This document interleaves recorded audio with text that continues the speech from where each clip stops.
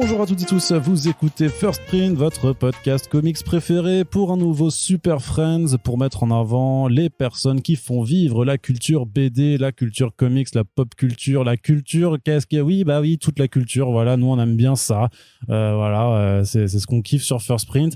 Et donc c'est Super Friends, ça s'appelle ce format, et aujourd'hui on a le plaisir de réinviter Thomas Mourier, qui est le rédacteur en chef de Bubble. Bonjour Thomas.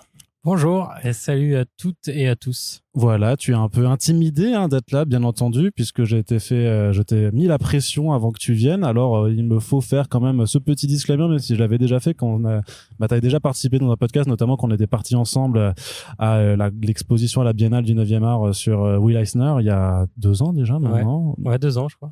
Non, 1 an et demi. Ou 1 an et demi déjà. Enfin bref, ça date. Mais donc voilà, le disclaimer, c'est que Thomas Mourier travaille pour Bubble. Vous savez que Bubble, c'est la structure qui a racheté comicsblog.fr à l'automne 2020 et donc qui est aussi une structure qui m'emploie, mais je fais le disclaimer donc puisqu'il n'y a aucun conflit d'intérêt dans la chose dont on va parler, que j'ai déjà abordé d'ailleurs dans un front page, qui est la nouvelle campagne en fait de financement participatif pour le 9e art Panorama, une collection dédiée à présenter la bande dessinée sous des angles divers et variés.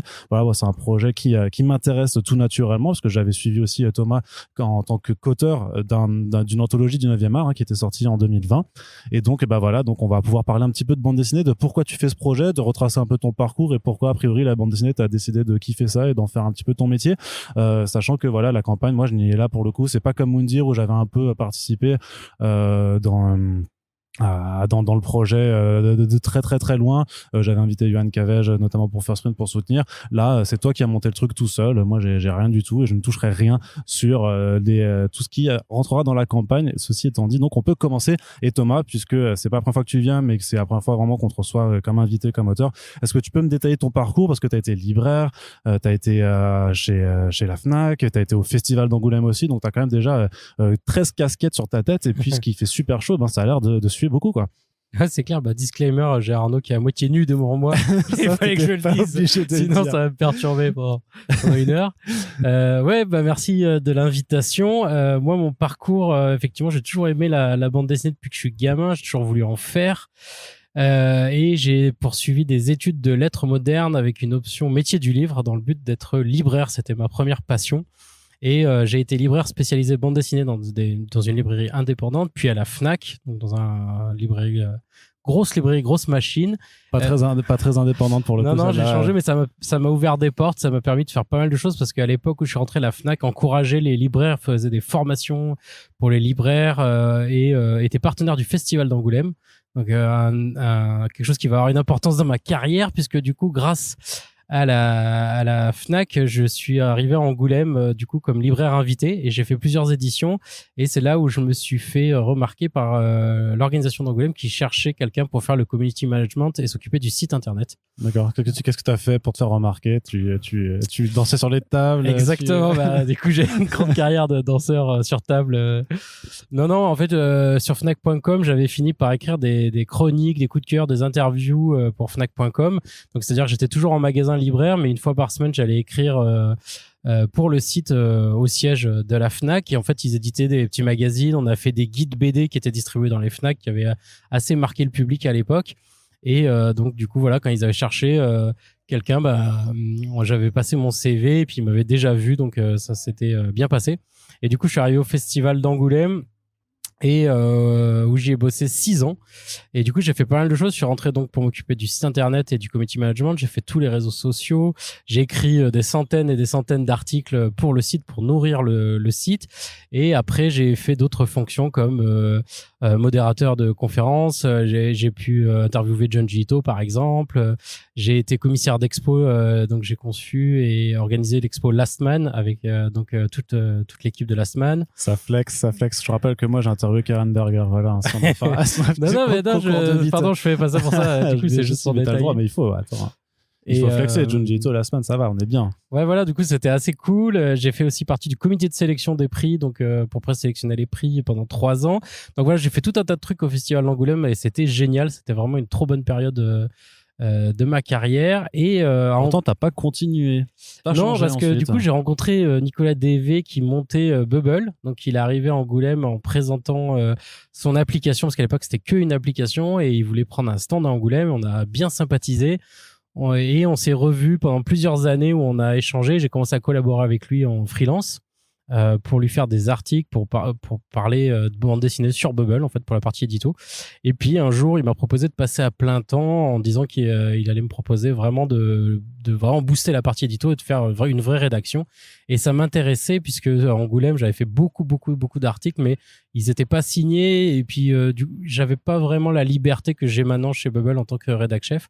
Donc voilà, ça m'a intéressé de monter une rédaction chez Bubble, d'avoir des pigistes, d'aller plus loin que ce que je faisais avant. Et depuis en plus le rachat de 9e art et Comics Blog, on a fusionné un peu Bubble et 9e art pour avoir vraiment une vraie grosse rédac. Donc voilà un peu le parcours si je résume.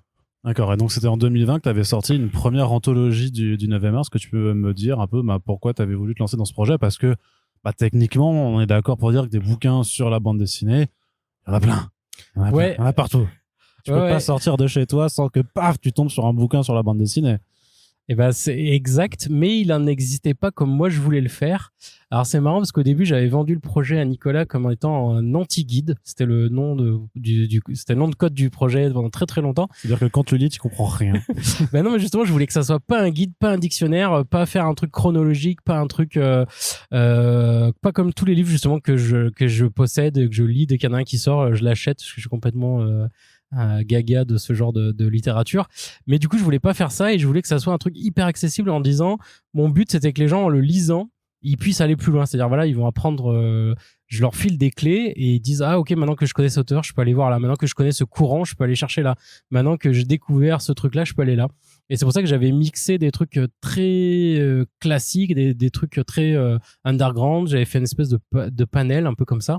Et voilà, mon idée c'était ça. Et en fait, au départ, c'était censé être un petit bouquin qu'on a prévendu dans la campagne Ulule qu'on avait faite en 2018 pour Bubble. Et donc, c'était une des contreparties et ça avait vachement bien pris. Du coup, il y avait à peu près 600 personnes qui l'avaient préacheté dans la campagne, parmi d'autres choses, parmi la campagne. Et du coup, le projet a grossi en fait en le faisant, en composant le sommaire, en se rendant compte de tout ce qu'il fallait faire pour faire un livre. Du coup, on l'a étoffé et ça a fini avec un livre de presque 400 pages qui fait vraiment toute la BD, le comics et le manga avec à chaque fois 50 œuvres de référence, donc il y en a 150. Et donc avec l'idée de dire, bah voilà, si tu connais rien en BD, si tu connais rien en comics ou en manga, bah lis ça et puis t'as les trucs un peu de référence en shoujo, en shonen, en seinen, enfin voilà, des trucs comme ça quoi. D'accord. Et c'était pas trop compliqué de te limiter, enfin si, la question elle est évidente, mais oui, c'était compliqué de se limiter à 50 heures à chaque fois puisque et pourtant tu le mets dans ton introduction, tu le mettais dans ton introduction, que c'était pas un but exhaustif, que l'idée c'est de présenter en fait voilà ce que toi tu penses en fait être une sélection pertinente qui va effectivement de Tintin à Last Man en passant par Batman, l'école maudite, non, l'école emportée, jusqu'à du Junji Ito ou même encore du Transmétropolitan. Donc bon, une sélection assez variée, on va dire, mais sur laquelle quand faire des choix, c'est aussi faire des concessions. Ouais, c'est ça. Ça a été le plus dur vraiment, c'est quand du coup on s'est mis d'accord pour 150 titres. En fait, au regard de toute l'histoire de la bande dessinée, c'est rien du tout. Et du coup, c'est même pas la production annuelle en France. Ouais, c'est ça. C'est un mois de publication française en fait. Oui, c'est ça. Et du coup, je me suis dit, ma règle, c'était de dire qu'est-ce qui serait pour moi les indispensables qu'on aurait envie de relire et surtout qui ont un intérêt comme jalon dans l'histoire de la bande dessinée. Là, je me dis, je vais proposer des titres à quelques exceptions près où il y en a où je me suis vraiment fait plaisir. Mais en gros, l'idée, c'était de dire, je propose des trucs en disant, ce livre-là, il vaut pour lui-même. Et en plus, il va servir à raconter une histoire de la bande dessinée. C'est-à-dire qu'en le présentant, je vais présenter soit un courant, soit un auteur important, soit un tournant, soit un déclic. Et en fait, mon idée, c'était de créer comme ça une narration à travers les œuvres. C'est-à-dire que si vous lisez ce premier livre, chaque fiche qui présente les œuvres est conçue de manière un peu narrative. C'est pas une fiche froide, description, qu'est-ce qui se passe dedans, synopsis, etc. Mais j'essaie de raconter l'histoire, de mettre en contexte et surtout de les connecter les unes aux autres. Et du coup, je me suis dit, voilà, comment en 150 œuvres, et puis plus après en descendant par niveau, comment en 50 œuvres ou comment en tant d'œuvres par chapitre, j'arrive à raconter un peu l'histoire de ce truc-là. Et du coup, voilà, c'est ça qui a guidé mes choix, et c'est pour ça que j'ai fait des impasses sur des très très grands auteurs. Je sais pas, par exemple, je pense à Enki Bilal, que j'ai pas mis, mais en me disant, de toute façon, peut-être qu'il n'y a pas besoin de moi pour le connaître avec la notoriété qu'il a, et en plus pour ce que je veux raconter, ben j'ai pas besoin de lui dans le jalon, donc je vais essayer de mettre plutôt un truc un peu moins connu qui va me servir à parler d'autres choses. Voilà, c'est comme ça que j'ai fait le choix. Ça t'a pris combien de temps en termes de recherche, de classement, d'indexation pour avoir vraiment ta liste finale? Alors c'est un peu fou, c'est un projet que j'ai mené sur presque 3 ans, avec des hauts et des bas, des moments où on changeait un peu d'axe, ou des moments où j'avais plus de pages, moins de pages, etc. Et après, vraiment formellement, quand je m'y suis mis à fond, je pense que j'ai fait le sommaire en 2-3 mois, après avoir lu toutes les œuvres que je voulais relire, parce que du coup, ça part de très très loin, j'en lis depuis très longtemps, mais je veux dire, j'ai relu spécifiquement des choses pour les écarter ou pour les inclure. Et là, j'ai mis vraiment plusieurs mois pour bien fixer le sommaire. Et une fois que j'ai fixé le sommaire, j'ai fait des demandes de droit pour inclure des planches, parce qu'en fait, tout le guide est illustré avec des couvertures et des planches en vis-à-vis des coutures. Et là aussi, selon les réponses des éditeurs, par exemple japonais ou américains, qui n'étaient pas faciles d'accès, j'ai dû recomposer une partie du sommaire, parce qu'il y a des choses pour lesquelles j'avais pas l'accès du tout. Et plutôt que rien mettre, j'ai préféré peut-être mettre un autre titre en substitut. T'as un exemple, par exemple, de titre qui a disparu comme ça Ouais, carrément. Mafalda, tu vois, de Kino. Ouais. J'avais vraiment envie de le mettre, et en fait, c'était très compliqué pour les droits. En plus, c'est un moment où donc il était décédé depuis pas longtemps. C'était des agents qui avaient repris les droits, et en fait, on a un petit peu galéré. Et puis, je me suis dit, je vais mettre autre chose à la place. Mais tu vois, c'est un regret. J'aurais bien aimé que ça soit dedans. J'avais préparé tout le texte et tout, mais du coup, j'ai pas pu le mettre au dernier moment. Voilà un exemple. D'accord. D'ailleurs, dans cet ouvrage, il y a aussi une répartition où tu commences par la BD, tu passes par le comics, puis le manga. C'est l'ordre d'importance que tu affectionnes à chacun de ces registres Non, pas du tout. Là, c'est la discussion avec l'éditeur. Pourquoi t'as pas mis le comics en premier? Non, c'est la discussion avec l'éditeur, c'est on publie quand même en France, donc en fait, on s'est dit que commencer par la BD, c'était peut-être le plus malin, surtout que la bande dessinée, elle s'ouvre avec les classiques genre Tintin, Astérix, etc. Donc en fait, on s'est dit, si quelqu'un l'ouvre sur une table de librairie, ça va lui parler immédiatement. Après, s'il avait ouvert sur Batman ou Superman, je pense que ça aurait pas détonné non plus. Mais en fait, c'était l'idée, on a dit BD, comics, manga, mais il n'y avait pas de hiérarchie forcément entre les trois. Hein. Surtout que sinon, il aurait fallu faire BD, manga, puis comics, vu que quand même t'as un manga, enfin une BD achetée sur deux aujourd'hui, c'est du manga. Donc, mais justement, c'est vers là qu'on va aller avec la nouvelle collection que tu ouvres, donc qui s'appelle Panorama. Est-ce que tu peux un peu nous détailler ce projet, d'où ça part l'envie? Parce que moi, je me rappelle qu'on avait eu des discussions hors micro, ou en tout cas, tu prépares une suite, clairement, tel un véreux producteur hollywoodien. Tu disais que tu voulais faire une suite, mais en faisant quelque chose d'un peu géographique, en fait. À la base, je me rappelle que tu voulais faire du panorama de la bande dessinée mondiale, et justement en partant en dehors de ce qui est franco-belge, américain et japonais, pour aller vraiment dans les autres pays, puisque bien entendu, il y a plein d'autres pays en fait qui ont leur propre production locale de bande dessinée et qui méritent qu'on s'y intéresse, mais c'est sûr que c'est difficile de l'avoir passé avec tout déjà les trois piliers, on va dire, principaux du marché de la BD en France. Donc alors comment de cette idée-là, c'est parti pour devenir un peu ton projet de collection? En fait, c'est parti que quand j'ai sorti donc le premier bouquin en 2020, j'ai eu un super retour de la part du public et même des professionnels, que ça soit la presse ou que ça soit des gens du milieu. Donc j'ai eu énormément de très bons retours, et ça m'a donné une assise pour dire ok, ça a bien marché, les gens aiment mon approche un peu décontracté. Du coup, c'était plus un anti-guide, mais il y a un côté quand même décontracté par rapport au livre technique. Les gens aiment bien cette approche-là, et maintenant que j'ai posé les bases avec les livres, en fait, pour moi, qui étaient les plus évidents, un peu la bibliothèque idéale comme le kit de secours, quoi, le truc que tu dois avoir en premier secours, j'avais envie d'aller plus loin. Et effectivement, je t'en avais parlé, l'idée, c'était de faire une suite sur des œuvres qui sont dans d'autres pays que les 3 grandes zones géographiques de la bande dessinée, qui sont la France, Belgique, le Japon et les États-Unis. En fait, l'idée, c'était d'aller chercher ailleurs. Mais ça aussi, c'était un peu compliqué à vendre. Là, d'un point de vue commercial et marketing, j'ai un peu eu du mal à vendre ce projet. Mais par contre, en discutant beaucoup donc avec Nicolas, puis avec tous les gens qui m'ont fait des retours, je me suis dit, en fait, pourquoi pas faire une collection avec à chaque fois un sujet précis, et comme ça on pourrait décliner en beaucoup de livres, et un petit peu comme les que sais-je, tu vois, l'idée c'était de dire Voilà, il y a des que sais-je sur tous les sujets. T'achètes un que sais-je, hop, t'es renseigné sur un sujet et t'as un peu l'indispensable écrit par un spécialiste qui dit bah voilà, tu veux te renseigner sur tel sujet, bah voilà, t'as tout. Et du coup, je me suis dit bah tiens, pourquoi pas faire pareil? Et donc inviter à chaque fois un auteur à bosser avec moi. Ouais, ça c'était une autre question. Est-ce que cette fois-ci tu le feras pas tout seul? L'anthologie du 9e art, tu l'as écrite toute seule. Là, tu t'es dit pour faire 3 bouquins, sachant qu'a priori ils sortent tous en même temps, Ouais. tu t'es dit je vais pas réussir à le faire tout seul. Est-ce que c'est parce que entre temps t'es devenu une feignasse? Non, c'était pas ça, mais c'était de dire. C'est vrai que le bouquin, c'était l'anthologie du mémoire, c'était ma vision des choses, et je me suis dit,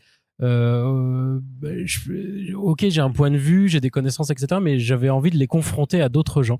Et en fait, il y a pas mal de gens qui m'avaient fait l'amitié de relire le manuscrit quand je travaillais dessus, et qui avaient des retours hyper pertinents. Et je me suis dit, mais c'est ça qui m'a manqué dans le premier. Je me suis fait 400 pages tout seul, mais en fait, ce que j'avais envie, c'était de le faire en tandem, d'avoir un partenaire, tu vois, qui pouvait échanger avec moi sur ces sujets, qui m'enrichit et en fait, qui permet d'y aller, quoi. Et du coup, j'avais envie de ça. Et en fait, quand on a trouvé les sujets, on s'est dit, bah, ça serait super, en fait, un livre, 2 auteurs. Donc, je me fais accompagner par un autre auteur qui est spécialiste du sujet. Je choisis quelqu'un et qui me paraît pertinent. Et comme ça, on peut échanger. Et c'est ce qui s'est passé. Donc là, il y a les 3 premiers qui vont sortir en même temps, effectivement. Donc ça aussi, c'était pas dit qu'on en fasse 3 en même temps, mais on s'est dit pour lancer la collection, il faut que ça marque le coup. On pouvait pas en faire qu'un seul. Tu peux pas faire ouais, c'est une nouvelle collection de plein d'ouvrages, mais on commence avec un. Voilà. Et du coup, donc on en lance 3. Et donc pour m'accompagner, donc j'ai Sonia Deschamps qui va écrire en fait le panorama jeunesse avec moi. Donc Sonia Deschamps, elle est autrice, elle est journaliste, elle est directrice de collection et elle est co-directrice artistique du Festival d'Angoulême. Donc tous les deux, on a échangé beaucoup justement sur quel serait le meilleur panorama de la bande dessinée jeunesse à présenter aux enfants et aux parents. Ouais, parce que c'est quand même difficile. Enfin, le secteur jeunesse, c'est un secteur qui est assez particulier parce que c'est vrai que t'as pris les commandes du narratif parce qu'effectivement, on allait aborder les co-auteurs à chaque fois, forcément pour les pré-présenter, parce que j'ai dit dans le front page dernier que c'était des auteurs de talent, donc il faut que tu viennes l'argumenter aussi. Mais avant ça, en fait, c'était même sur le choix des thématiques de tes 3 albums de lancement. Parce que donc tu pars sur la bande dessinée jeunesse, la bande dessinée asiatique au sens large, donc pas que le Japon, et la bande dessinée érotique. Alors pourquoi ces 3 axes? Pourquoi t'aurais pas pu refaire un truc peut-être plus ciblé de nouveau sur le manga vu que ça marche tellement bien, sur les webtoons par exemple vu que ça c'est en train de cartonner aussi, ou les comics vu que ça cartonne pas du tout mais que t'as un co-auteur qui aurait été disponible de talent à la porte d'à côté de ta rédaction, tu vois. C'est vrai, mais sans divulgacher des choses, il y a des plans prévus pour d'autres années. Mais en tout cas, j'ai pris les 3 sujets qui me paraissaient les plus pertinents en me disant, ben voilà, je vais en sortir 3. On sait pas si ça va marcher, mais du coup, je me dis quels sont les premiers à mon avis, si jamais on devait faire que 3. Parmi tous les sujets que j'avais listés, les plus forts. Je savais qu'il y avait la jeunesse, parce que ça, quand j'avais sorti mon premier livre, on me le demandait tout le temps. On me demande tout le temps, bah, il n'y a pas la jeunesse, oh, bah, moi c'est super, je le file à mes gamins, mais j'aurais aimé des conseils jeunesse. Donc ça, c'était le truc le plus évident, j'étais sûr de faire la jeunesse. Et après, le panorama de la BD érotique, c'était une idée, une envie aussi, c'était de dire, bah, là, il y en a beaucoup des trucs érotiques, il y a beaucoup de hors-série de magazines ou de choses comme ça, mais c'est toujours avec le même angle, avec les grandes figures tutélaires, avec le côté un peu cochon. Avec Milon Manara. Ouais, voilà, c'est ça, c'était toujours un peu le même truc. Et en fait, je me suis dit, il y a peut-être moyen de parler d'érotisme d'une autre manière, en fait, en partant des œuvres qui sont très graphiques ou très littéraires, et en tout cas trouver une voie de contournement. Et en fait, j'avais testé sur Bubble, en fait, dans un article, un peu cette approche-là, en me disant tiens, je teste et si ça marche. Et ça avait eu vraiment beaucoup de succès. Et du coup, je me suis dit ok, il y a peut-être un truc. Donc voilà, c'était le 2e. Et après le 3e, la bande dessinée asiatique, c'est évidemment qu'on est en plein boom du manga. Mon éditeur m'a dit oui, il faut faire du manga. Et ça a rejoint l'idée dont on parlait de faire un truc autour du monde. Je me suis dit ok, on va faire un truc sur le manga, mais en fait pas que. On va faire toute la bande dessinée asiatique, comme ça on pourra parler de manhwa, on pourra aller en Corée, en Chine, à Taïwan, aux Philippines et au Japon bien sûr. Mais voilà, ça reprend un peu cette idée-là, comme ça je l'ai pas totalement abandonné. Et en plus c'est des trucs que moi je lis avec grand plaisir. Donc voilà, j'avais envie de partir de ça.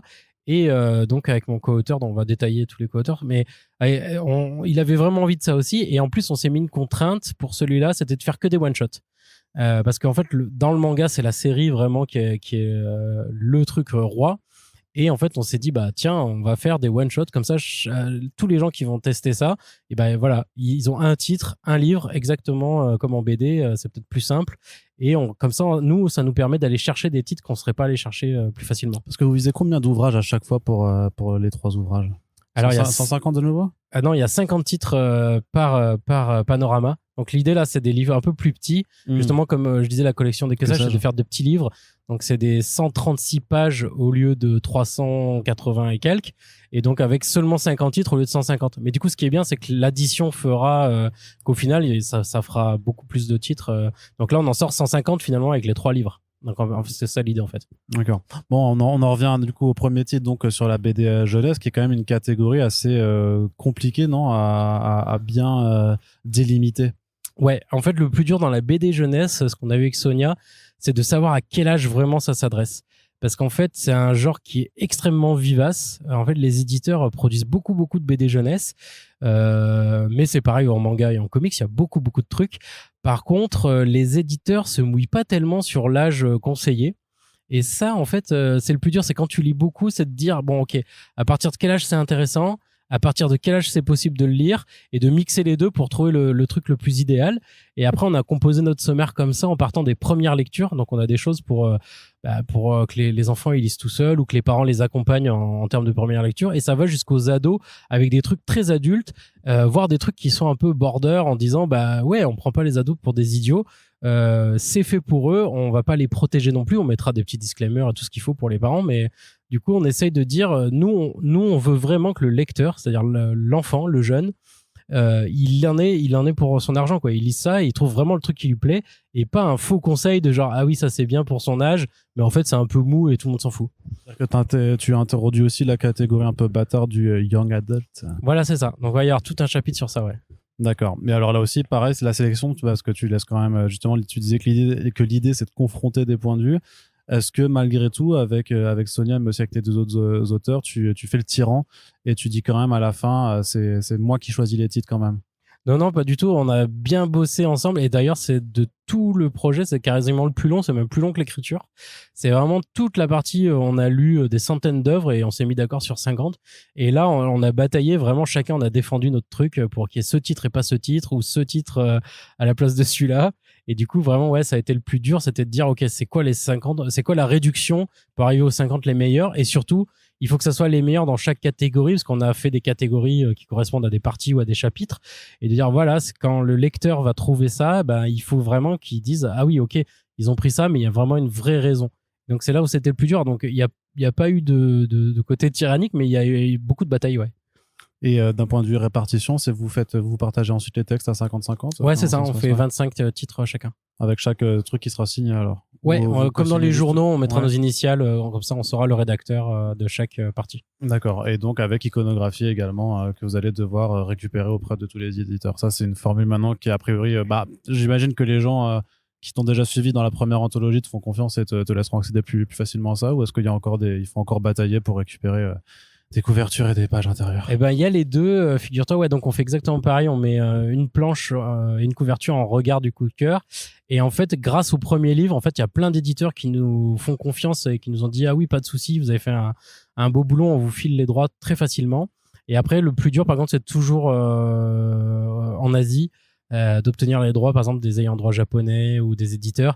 Eux, ils veulent qu'on monte patte blanche, c'est très compliqué, il y a des validations. Donc j'avoue qu'il y a toujours cette partie très très compliquée. Par contre, les éditeurs français, c'est génial. Du coup, ils ont bien compris le projet maintenant et ils nous font bien confiance. Très bien. Justement, puisque tu parlais des difficultés avec l'Asie, c'est le moment d'aborder cet autre ouvrage. Donc, tu peux me dire qui est le co-auteur de cet ouvrage sur la bande dessinée asiatique? Ouais, donc ça sera sur la bande dessinée asiatique avec Rémi Inglaterra, qui bosse avec moi déjà sur 9e Art Bubble, qui est un des pigistes qui écrit beaucoup donc sur le manga et tous les titres asiatiques. Il bosse aussi pour Bodoy, il bosse aussi pour Atom. Il est aussi commissaire d'expo à Angoulême, il est aussi dans le comité de sélection, donc il fait aussi beaucoup d'autres choses. Et avec lui, depuis le début, on échange sur ça. Même avant, quand j'ai fait mon premier bouquin, il était justement un de mes relecteurs avec qui j'avais beaucoup échangé. Il m'avait fait la sympathie de relire et de m'aider sur certaines parties. Donc c'était évident que j'allais faire un truc avec lui et sur l'Asie. Et c'est lui qui a eu l'idée de passer sur les one-shots, et ce que je trouvais une super idée. Et du coup, de dire, en plus de tous les pays d'Asie, on va parler des one-shots. D'accord. Et alors là, pour la répartition géographique, comment tu fais pour essayer de mettre... Parce que l'Asie, c'est large, en fait. Parce qu'on parle là, on est beaucoup sur l'Asie ou de l'Ouest, en fait, et du Sud-Ouest. Mais est-ce que tu as aussi des pays comme l'Inde, le Pakistan? Enfin, alors, je sais pas du tout s'ils ont une production de BD, donc je dis c'est non au hasard, tu vois. Mais tu vois ce que je veux dire, c'est que l'idée de l'Asie, c'est quand même vaste. Alors, en fait, si, il y en a. En fait, il y a un excellent bouquin de Paul Gravette qui a été traduit en français, manga, où il revient justement sur toutes les bandes dessinées d'Asie. Et lui, il va vraiment loin dans tous les pays. Nous, c'est vrai qu'on a été un peu plus, comment on va dire, on avait une règle un peu plus stricte, c'était de dire il faut que ça soit des livres accessibles en français et disponibles maintenant. Et en fait, le problème, ce qu'on s'est aperçu, c'est qu'il y en a beaucoup qui sont publiés en one shot et qui disparaissent de la circulation. Par exemple, beaucoup de titres chinois, ils sont publiés, que ça marche ou ça marche pas, ils sont pas réimprimés, les éditeurs les tiennent pas au catalogue. Donc ça, c'est vrai que c'était un peu compliqué, mais on avait vraiment voulu avec Rémi de dire non, faut que le titre soit dispo si on le conseille, faut que les gens puissent l'acheter en librairie facilement. Donc ça a mis une limite, et effectivement, ça a limité à certains pays et pas d'autres. Et donc c'est pour ça qu'on retrouve évidemment beaucoup de Japon, beaucoup de Corée, un petit peu de Chine, un petit peu de Taïwan et encore un peu moins les autres pays par la suite. D'accord, mais alors comment ensuite le processus de sélection se fait sur cette double contrainte? Vous prenez la tête un peu, quoi. Bah ouais, là on s'est bien pris la tête avec Rémi, mais du coup comme ça va, c'est un bon partenaire, on a bien échangé, c'était cool. Mais ouais, on a lu encore plus de trucs, ouais, c'est vraiment le truc qu'on a lu beaucoup. On s'excuse juste pour l'hélicoptère qui passe, puisque nous faisons ce podcast en extérieur. Je crois qu'ils t'ont repéré, Thomas, il va falloir que tu files. Ils savent que t'as volé des planches au Japon, là, c'est pour ça. Ouais, vas-y, continue, je t'ai interrompu. Ouais, donc là, oui, on s'est encore plus pris la tête, et je crois que le plus dur, c'était pas tant de trouver les one-shots, parce que finalement, on en trouvait pas mal. C'était d'avoir des auteurs qui disparaissaient du guide parce qu'ils avaient pas fait des bons one-shots, ou parce que les one-shots étaient plus dispo. Par exemple, il y a une autrice coréenne que moi j'adore, Genri Kim, qui a fait plein mal de choses, et du coup, on a dû choisir un one shot particulier. Alors peut-être c'était pas celui qu'on aurait voulu. Il y a d'autres auteurs, en fait, on voulait les inclure, mais ils avaient pas fait de one shot, ou alors les one shots étaient plus dispo. Donc oui, il y a plein de trucs comme ça, ou un peu bizarres, où on s'est confronté à la réalité du marché de l'édition. Et du coup, on s'est dit, merde, voilà, on voudrait le mettre, mais on peut pas pour cette raison-là. Mais après, c'est pas grave, parce qu'il y avait tellement de bons titres à mettre que finalement, le sommaire, il s'est rempli. Oui, en se limitant à 50, j'imagine que de toute façon, la sélection doit être drastique par rapport au nombre d'entrées initiales. Ouais, c'est ça. D'accord. Mais vous faites pas, parce que c'est vrai que tu me dis que vous voulez à chaque fois que les titres soient disponibles, mais si au pire ils sont pas en papier, c'est une version numérique qui est disponible, parce que les catalogues numériques existent aussi, c'était pas quelque chose que vous pouviez mettre aussi, alors? Bah si, mais finalement ils sont pas non plus en catalogue numérique, à part un ou deux, justement. Il y a par exemple le cœur de Thomas de Moto Hagio. Ça, c'est une autrice que je tenais vraiment à mettre, parce que je voulais la mettre dans mon précédent bouquin, j'ai pas pu parce que c'était compliqué. Là, l'ayant droit avait pas voulu. Et cette fois, ils ont bien voulu, mais du coup, ça n'existe plus en format papier pour le livre qu'on voulait. Et du coup, heureusement, il est disponible en numérique, donc ouais, on l'a mis. Mais finalement, il n'y en a pas plus que ça qui sont que numériques en français.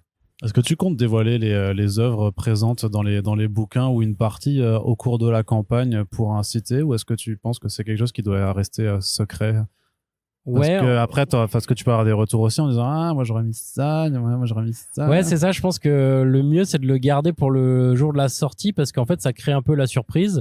Et effectivement, le piège de le dévoiler avant, c'est qu'on nous dise oui, il y a ça, il y a pas ça, oui, il y a ça. Et puis je sais pas s'il y a vraiment un intérêt de le dévoiler avant. Parce que ce qui est sympa, c'est quand les gens le découvrent, ils découvrent les coups de cœur qui sont associés, notre sélection, pourquoi on a fait ça. Alors que dévoiler juste le sommaire sans l'explication, ça affadit un peu le truc, puis on comprendrait pas trop peut-être certains choix, alors que s'ils sont argumentés, on le comprendra bien. Ça, alors pourquoi t'as mis Batman dans la BD dans la BD asiatique, par exemple? Ouais, ça, c'est incompréhensible, mais pourtant. Très bien. Et donc le troisième tome, c'est celui forcément que moi je préfère, parce que je suis un grand gamin et que j'ai toujours pas grandi depuis mes 18 ans. Donc c'est celui de la BD érotique, mais parce que je suis partisan de l'idée que effectivement la BD de cul, c'est pas juste des roploplos et voilà des trucs trash en fait, mais qu'il y a une vraie esthétisation à avoir ou même juste des vraies thématiques à aborder sur la question du sexe et des sexualités, sachant que c'est quelque chose qui, je pense, se développe plus maintenant, en fait, de vouloir raconter des choses avec le sexe au lieu de juste montrer du sexe comme ça pouvait sûrement être plus le cas avant.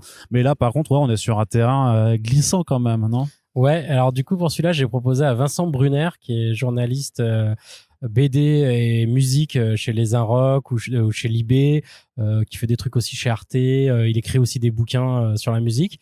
Et donc, c'était une tâche difficile pour lui parce que je lui ai proposé ça en me disant bah ça serait un bon camarade pour écrire là-dessus, mais il n'était pas forcément hyper spécialiste non plus. Mais c'est ce que je voulais aussi, c'est qu'on soit pas justement des spécialistes et qu'on tous on ait une connaissance, tu vois, mais qu'on essaie de renouveler un peu le truc. Et du coup, ouais, notre tâche, nous, pour ce duo, le plus dur, c'était de trouver, voilà, qu'est-ce qui est bien, qu'est-ce qui est érotique, qu'est-ce qui est pornographique, mais sympa. Dans le sens, est-ce que ça apporte quelque chose? Est-ce qu'il y a vraiment une démarche artistique?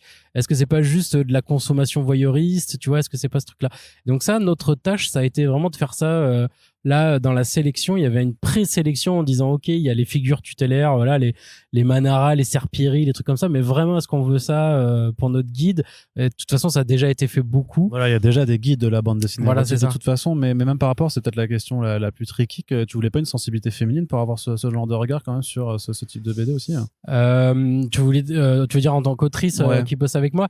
Oui, j'y ai pensé et du coup, j'ai pas trouvé la bonne personne au moment où j'ai fait le casting. Alors j'avoue, j'ai été un peu pressé par le temps aussi. Et puis oui, c'est vrai que ça aurait été sympa. Après, ce que j'ai... Donc que tu peux toujours proposer, je sais pas si t'as le temps, mais de faire votre présélection et de la faire juste lire à une troisième intervenante juste pour voir s'il y a quelques conseils qui peuvent être rajoutés. Ouais, bien sûr, j'aurais pu avoir ça ou une sensitive reader, quelque chose comme ça. Mais en fait, je sais pas, je me suis dit, faut qu'on soit aussi un peu confiant dans nos choix. Et bah écoute, on a décidé de le faire tous les deux, on le fait tous les deux. Et de toute façon, dans notre sélection, on était hyper raccord avec Vincent sur le fait qu'on veuille mettre en avant des nouvelles écritures de la BD érotique. Il y a bien sûr beaucoup d'autrices. Ça parle de plusieurs sexualités, de plusieurs genres. Tu vois, on se limite pas du tout à la BD à papa. Et effectivement, oui, ça aurait pu être une autrice qui m'accompagne. Ça s'est pas fait. Après, là où on est content, c'est qu'on a demandé à Céline Tran de faire la préface. Elle a accepté. Donc ça, c'est hyper chouette. Elle a un bon regard aussi. Donc elle, je lui ai envoyé par contre tout le sommaire et tout ce qu'on a fait. Et du coup, elle est en train de nous écrire là une préface. J'ai pas encore lu. Elle m'a dit qu'elle me l'enverrait là bientôt. Mais je lui ai demandé de parler de sa vision à elle de la bande dessinée, dans sa préface, de nous dire qu'est-ce qu'elle voit par rapport à l'évolution de la bande dessinée érotique. Ouais, puisque Céline Tran, donc ancienne actrice de X sous le nom de Katsuni, qui a bossé avec Doggy Bags, avec Run sur Doggy Bags Heartbreaker, et puis qui dirige la collection Porn Pop chez Glénat, donc elle a force. Ouais. Donc j'imagine que le choix était tout trouvé aussi, parce que t'as oui forcément des accointances avec la bande dessinée assez évidentes en fait. Parce que même dans la collection Porn Pop, en fait, qui publie donc des ouvrages à caractère pornographique, c'est aussi beaucoup pour mettre en avant des thématiques sur les sexualités à l'heure moderne, et donc on est loin forcément de est-ce qu'il y a Petit Paul dans votre guide? Non, il n'y a pas Petit Paul, effectivement, qui est publié chez Porn Pop. Il n'y a pas Petit Paul, on a choisi de pas le mettre avec Vincent, mais il y a plein d'autres titres super bien. Est-ce qu'il y a Ma sœur est une experte en fellation ou pas? Ben non, justement, il n'y a pas ce genre de titre, il n'y a pas de hentai hardcore, il y a pas de... On a essayé justement de trouver des œuvres qui avaient vraiment un intérêt artistique, quoi. Parce que tu es en train de dire qu'il n'y a pas d'intérêt artistique dans Ma femme est une étudiante? Ben, je dirais moins. En étudiant, je vais pas étudier à fond ce titre spécialement. Non, attention, c'est pas un one shot. Il y a 52 volumes du même running gag, quoi. Non, mais après, dans la BD érotique, on n'a pas limite sur les one shots, hein. On a quand même des séries. Oui, c'est vrai, pardon. Ah oui, BD jeunesse et BD érotique, on a des séries aussi, tu vois. C'est juste pour la BD asiatique où on s'est mis un petit défi supplémentaire avec Rémi. Non, là, il n'y a pas ce truc-là, mais par contre, on voulait vraiment des titres qui impactent. On s'est dit, OK, si on le met dedans, c'est que vraiment, soit littérairement, soit graphiquement, soit il y a un truc, tu vois, il y a une évolution, il y a une innovation, ou alors l'autrice ou l'auteur a influencé d'autres auteurs, tu vois. Voilà, c'était vraiment cette idée-là. Et même, il y a des titres qui sont pas si érotiques que ça. Tu vois, c'est ça qui est marrant. On a fait un guide de la BD érotique où il y a certains titres, c'est léger, l'érotisme, mais on avait envie de dire, ce titre, par exemple, il y en a qui parlent de féminisme ou de choses comme ça. Et l'érotisme, il est vraiment à la marge, mais on avait envie de le mettre quand même pour aborder ces problématiques-là. Et en termes d'illustration, par contre, on sera avec un ouvrage pour public averti, alors? Alors, ça, c'était le plus compliqué. C'est que pour l'Icono, on a fait un mix. On a essayé de choisir des planches qui sont un petit peu érotiques, mais pas trop trash pour que ça soit pas sous blister, etc. Alors, on mettra pas de macaron pour public averti, mais c'est vrai qu'il y a des planches un petit peu osées si on le feuillette comme ça. Donc là, c'est vrai, on a essayé d'être sur le fil, quoi. Et c'est souvent suggéré. On n'a jamais pris des trucs très frontaux, même si dans les ouvrages qu'on parle, il y a des trucs qui vont très loin. Mais dans l'iconographie qu'on propose, on a fait attention. D'accord. Alors ta méthode de travail, elle est la même avec les 3 auteurs. Comment vous faites? Parce que j'imagine que tu dois gérer des réunions toutes les semaines alors pour les avancer. C'est une gymnastique. Ouais, c'était pas facile, ça, j'avoue, de m'improviser comme ça, directeur de collection, à gérer les 3 projets. J'ai essayé de m'adapter aux autrices et aux auteurs, en fait, finalement. Du coup, j'ai pas bossé pareil avec chacun. Chacun a un peu sa méthode ou ses contraintes. Et on a fait c'était beaucoup de réunions. Donc on s'est appelé, on s'est vu, on avait des documents en ligne, donc on a beaucoup échangé comme ça, on s'est envoyé des listes de lecture, on a débattu sur des titres. Donc on a beaucoup bossé comme ça en amont. Et après, pour tout ce qui est rédaction, là, c'est assez classique. On bosse chacun de notre côté, on s'échange les textes, on se relit, on se conseille. Voilà, c'était comme ça. Mais c'est vrai que je me suis adapté plutôt aux méthodes des gens. D'accord. Alors sur une question un peu de long terme, c'est quoi l'idée, le but de Panorama, de la collection Panorama? Alors le but de la collection Panorama, comme je disais au début, mon envie, c'est vraiment de dire le mot panorama, pour moi, il dit bien ce qu'il veut dire, c'est-à-dire de cartographier un peu le panorama de la bande dessinée, des cultures bande dessinée, et d'essayer à chaque volume d'aller approcher un segment de ces cultures bande dessinée, et justement pas faire les trucs les plus évidents de la BD, du comics et du manga qu'on connaît. Et donc là, j'ai commencé par des thématiques un peu évidentes, mais en fait, pour les prochains, j'aimerais bien aller sur des trucs un peu plus pointus ou un peu à la marge ou des choses comme ça. Et donc, en fait, dans l'idée, voilà, de dresser petit à petit un panorama, quand on aura tous les livres en face, ça sera pour moi un peu le guide ultime qui peut pas exister dans un seul livre parce que ça serait trop compliqué. Parce que tu as une idée quand même déjà du nombre de volumes au total que tu veux faire? Alors, pas du nombre de volumes, mais j'ai planifié sur 5 ans les prochains ouvrages. Le Kevin Feige des collections BD. Exactement, je pense que je vais m'acheter une casquette d'ailleurs. Pour faire ça. Mais oui, en fait, oui, parce que pour faire une collection comme ça, je me suis dit qu'il fallait être assez ambitieux. Et quand j'ai présenté le plan, j'ai présenté sur 5 ans avec l'idée de, voilà, on sort 3 livres par an. Voilà les thèmes que je veux aborder. Et comme ça, j'ai pu surtout les articuler en me disant, si je fais ça, après je ferai ça. Et une fois que j'ai ça, ça m'ouvre la porte de ça. Et c'est exactement comme je disais tout à l'heure avec l'idée des chapitres ou des œuvres. Pour moi, c'est un ensemble. Et c'est-à-dire que quand tu ouvres une porte, en fait, ça t'offre un accès à plusieurs autres portes. Et en fait, je me suis dit, c'est pareil pour la collection. Si je fais ce genre de livre, je pourrais faire tel autre type de livre et aller dans des directions un peu inédites, justement, qui sont pas disponibles en librairie. Tu disais qu'il y en avait beaucoup des livres sur la bande dessinée, mais finalement, ça tourne un peu en rond dans le sens où, évidemment, on peut pas trop se mouiller, sortir un peu des ornières de ce que le public attend. Et du coup, je me dis, avec cette collection, peut-être avec des petits guides pas chers et petits, on pourra sortir de temps en temps un truc.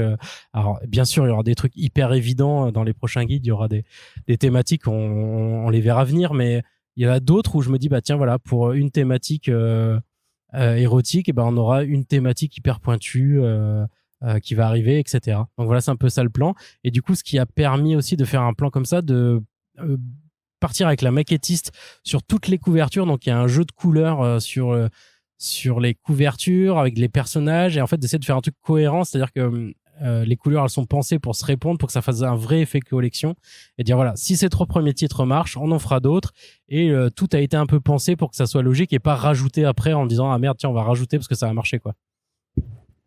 Pardon, j'avais posé mon micro parce que je t'écoutais. Le choix de Ulule, de nouveau. Donc toi, tu veux passer par Ulule à chaque fois. C'est pourquoi ce système? Ouais, alors je vais parler d'Ulule et juste avant, je fais un aparté sur un autre auteur que j'ai pas mentionné, c'est Bunka, donc qui réalise tous les visuels, toutes les personnages qu'on voit sur la couverture. Donc c'est une couverture composite avec des personnages qui crée lui-même à partir du sommaire. C'est-à-dire que si vous regardez les couvertures, vous avez déjà des indices sur ce qu'il y aura au sommaire des livres. Donc il nous a créé ces personnages. Par exemple, sur la couverture du Panorama Asie, on voit Batman. Exactement. Je vois que tu as bien reconnu ce personnage à tête de chat. J'aime mes running gags aussi. Et non, et du coup, il nous a fait un super boulot. Il y il fait les couvertures. Du coup, ça fait aussi des illustrations intérieures, mais exactement comme dans l'anthologie du 9e art, mon premier livre, il avait déjà fait ça. Et donc, on a choisi justement de bosser avec lui pour la continuité. Donc, je parlais de continuité, c'est pour ça que je voulais finir sur ça. Donc, Bunkan nous fait tous ces designs et toutes ces illustrations. Donc, c'est aussi un auteur de la collection maintenant. Et donc, pour revenir au Ulule, oui, là, c'est le choix de Bubble Edition. Donc, chez Bubble Edition, il y a eu plusieurs livres. Donc, le mien, ça a été le premier. Il y a eu un deuxième que tu as mentionné. Donc, c'est Moundir de Yann Cavege, qu'on a sorti, là, qui est sorti en mars 2022 en librairie, mais qu'on avait préfinancé sur Ulule, qui avait fait une super belle campagne, énorme campagne. Qui est en lice clairement pour le Grand Prix d'Angoulême 2023. Putain, j'aimerais bien qu'il soit au moins à Angoulême dans une sélection, donc cette année, puisque il va concourir cette année là pour le prochain Angoulême. Mais ça, ouais, c'est en cours. Après, on a fait Dans les yeux de Billy Scott de Zoé Sorogood, qui est une jeune autrice britannique qui a proposé un roman graphique en Angleterre, et on a acheté les droits traduits par Basil Beggery, donc qui va sortir en septembre. Donc, c'était le 3e livre de Bubble Edition et aussi financé sur Ulule. Et donc cette collection Panorama, du coup, qui est le 4, 5, 6e livre de Bubble Edition, ça sort aussi sur Ulule. C'est le choix de Bubble Edition, c'est de proposer en crowd publishing en fait chaque livre de Bubble Edition en disant c'est le public qui va valider ou non les titres, c'est le public qui va en faire des succès, et nous ça va nous aider en fait à ajuster le tirage, tu vois, des choses comme ça. En fait, c'est du coup il y a 2 intérêts hyper forts de ce côté-là, et en plus le Ulule ça permet de faire un peu de promo, alors que si le livre arrive en librairie tout de suite, du coup t'as ce moment-là de promotion, mais c'est tout. Alors que là il y en a 2, il y a celui du Ulule et il y aura celui de la sortie librairie. Alors, c'est toi qui gères la campagne aussi. Moi, ça m'intéresse toujours parce que, et donc, je reprécise, hein, je suis vraiment pas, en fait, ce que tu m'as fait au quotidien, parce que j'ai clairement pas le temps de m'impliquer là-dedans. Donc, la question, elle est peut-être naïve, mais elle est sincère, hein. C'est comment tu gères ça, cette campagne? Alors, moi, j'ai géré toutes les campagnes Ulule pour Bubble Edition. J'ai fait une formation chez Ulule, spécialement pour le crowdfunding il y a 5 ans. Et en fait, là, c'est un gros taf de gérer la campagne. Alors là, ce qui est bizarre, c'est que je gère la campagne, je finis d'écrire en même temps, donc tout est un peu entremêlé, donc c'est un peu bizarre. Mais quand je faisais par exemple la campagne de Moundir, c'était un gros taf pendant 1 mois de la campagne. C'était tous les jours. Fallait être tous les jours sur le pont, t'écris des posts pour les réseaux sociaux, t'écris aux journalistes, tu réponds aux gens qui t'envoient gentiment des commentaires ou qui nous taguent sur les réseaux sociaux. Il faut écrire des news pour animer la campagne, donc il y a des sortes de newsletters via Ulule qui partent. Tu essayes de produire des communiqués de presse, tu fais des visuels, tu essaies de faire des petites vidéos, des animations. Donc il y a tout un tas de petits trucs à faire, mais ça rejoint plus le community management, ce que je faisais pas mal à Angoulême. Donc là c'est plus un taf de community manager avec un petit peu de supervision, de dire le planning, à tel moment faut parler de ça, on garde tel truc. Par exemple là je t'ai parlé de la préface de Céline Tran, c'est un truc qu'on n'a pas annoncé au moment où on enregistre le podcast. Ça je me le garde un peu, tu vois, comme shot avec les autres préfaciers qui vont arriver. On a une affiche de Shintaro Kago qui nous fait une affiche spécialement pour nous. Donc Shintaro Kago, qui est un auteur qui est en train d'exploser en France, il est en train d'être multi-édité là en ce moment par plusieurs éditeurs. Il nous fait une affiche originale grâce à Rémi qui a pu le contacter. Ça là, tu vois, je vais dévoiler tout le processus de l'affiche qu'il est en train de faire. Ça va être super beau et j'espère que tu vois, ça va faire un petit coup de boost. Et voilà, il y a plein mal de choses comme ça, des petits rendez-vous. La campagne, c'est H24 quoi. C'est tout le temps, faut être tout le temps sur le pont. Ah, ça me donne des cauchemars d'une campagne qu'on avait faite en 2019 avec Comics Blog à l'époque, et même si j'étais pas le plus impliqué dedans, ça m'avait déjà, enfin c'est pas tant la charge de travail que l'énergie que ça te demande tous les jours, c'est qui fait qu'à la fin t'es sur les rotules. Alors si toi tu dois encore en plus écrire les bouquins en même temps, coécrire les 3 bouquins en même temps, j'imagine que tu dois faire des courtes nuits. Ouais. Alors juste pour l'instant promo, puisque de toute façon on va mettre le lien de la campagne Ulule en description de ce podcast, et elle est ouverte jusqu'au 1er juillet. Donc là c'est sur la fin du mois de juin. Donc si le projet vous intéresse, c'est là qu'il faut aller pour le soutenir. Qu'est-ce que tu proposes comme contrepartie? Alors tu fais des lots, tu fais des Ouais, pour booster un peu ça, on s'est dit qu'on allait faire des Batman dans le Pacasier. C'est clair, tu veux pas faire des dédicaces Batman dedans. Je te rajoute. Non, on fait des lots. Par exemple, on peut les acheter à l'unité, mais si on les achète tous les 3 pour la collection, il y a un discount. Du coup, on peut avoir un prix. En offre aussi, il y a une offre où on offre un fourreau collector pour réunir les 3. Un fourreau original qui est designé par la graphiste qui a fait tous les livres, Karine Pellan. et qui sera exclu à la campagne Ulule, c'est-à-dire qu'il sera pas en librairie sauf aux quelques libraires qui l'auront commandé via la campagne. Donc il y a la fiche de Kago dont je parlais juste avant qu'on peut s'offrir. Il y a un tote bag, un t-shirt et après il y a des lots, on peut en acheter plusieurs si on veut les offrir à des amis et il y a des réductions, des choses comme ça. Donc on s'est dit vraiment comme c'est des petits livres 136 pages, 15 €. Je sais pas, ça pourrait faire un cadeau de Noël à des gamins, tu vois, c'est la BD jeunesse ou à des potes pour la BD asiatique s'ils aiment la BD asiatique ou la BD érotique que j'offrirai à Arnaud bien sûr dès qu'il sera arrivé. Tout à fait. Voilà, tu sais, voilà, choisir les bouquins qui conviennent aux potes que tu fréquentes. Très bien, Thomas Mourier. Je te remercie d'avoir pris le temps de répondre à ces questions. Et puis, en toute honnêteté, bien entendu, je te souhaite le meilleur pour cette campagne. De toute façon, j'en suivrai le développement puisque on en parle aussi de toute façon au travail, bien entendu. Mais encore une fois, voilà, ça permet d'avoir ton approche et ton regard sur un sujet sur lequel moi j'ai pas forcément pu tout suivre.